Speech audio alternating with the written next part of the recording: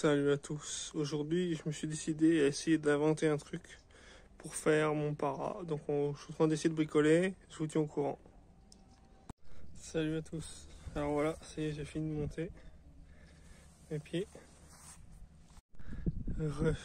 Du coup, maintenant, je vous explique ce que j'ai fait. Donc, j'ai fait mes pieds comme ça. Tac, tac. Après, sur mes pieds, j'ai fait deux marques. Enfin, j'ai fait vraiment des traits. Donc, j'ai pris 2 mètres. Et après, j'ai fait mes traits pour que j'ai 190 entre mes deux fils. Donc j'ai bien fait mes traits à 190 avant et à l'arrière. Comme ça, je sais que mes fils sont écartés de la même manière. Forcément au millimètre près, ils ont le même écartement. Après, je les ai mis de chaque côté de la voiture, devant, derrière, et après j'ai mis mes fils sur chaque côté.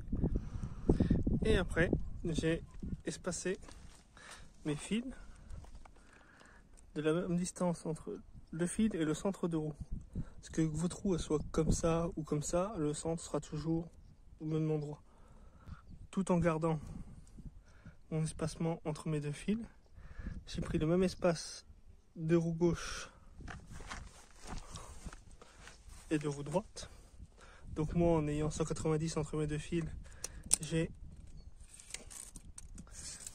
si je fais de bêtises, j'ai 7,5. Et à l'arrière, j'ai fait pareil. J'ai la même distance à l'arrière. Par exemple là, j'ai pas pris. Voilà, donc là j'ai à peine 7. Et j'ai pareil, de l'autre côté, j'ai à peine 7. J'ai mesuré cette distance-là à celui-ci pour avoir les deux côtés de la même distance. Il est forcément, enfin votre ligne, elle est forcément perpendiculaire à l'autre. C'est obligé vu que vous avez pris vos distances à chaque bout de fil. À peu près, j'ai pile poil 7,5. Là, j'ai 7,3. Donc j'ai 2 mm. Elle rentre de 2 mm dans ce sens-là. Donc là maintenant, l'arrière gauche, pareil.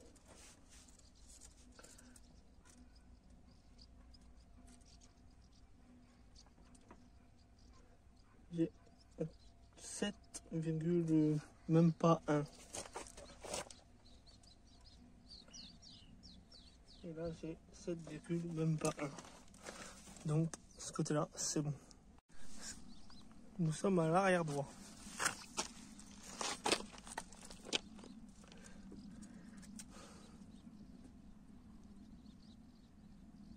J'ai 7, un bon 7, donc comme l'autre côté.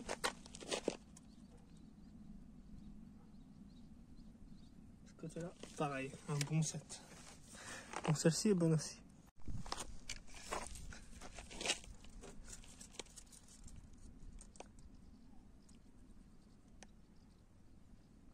Là, j'ai 7,7.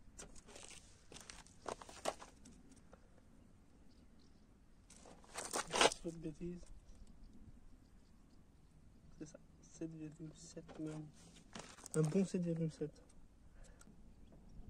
Et là, j'ai à peine 7,5. Il passe un petit peu. Du coup, ça doit venir de ça, le fait qu'il tire. Après, il y a aussi les pneus du coup qui sont usés anormalement, ça aide pas. Du coup, c'est cette vis là qu'il faut bouger. Donc là, je vais débloquer les coups. Du coup, là, j'ai décidé d'essayer avec un pied coulisse pour voir ce que ça donne. Parce que j'ai pas fait encore. Bon, je sais pas si ça va bien marcher, on va voir. Du coup, pour tester ma méthode, j'ai retesté derrière, là où c'était censé être bon. Et du coup, j'ai 56,81 et 56,22. Donc, ça veut dire que, voilà, c'est quand même assez précis. Même avec le mètre, on n'était pas totalement faux. Hein. C'était pas complètement absurde. 60,80.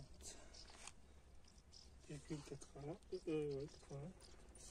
Là, j'aurais 64.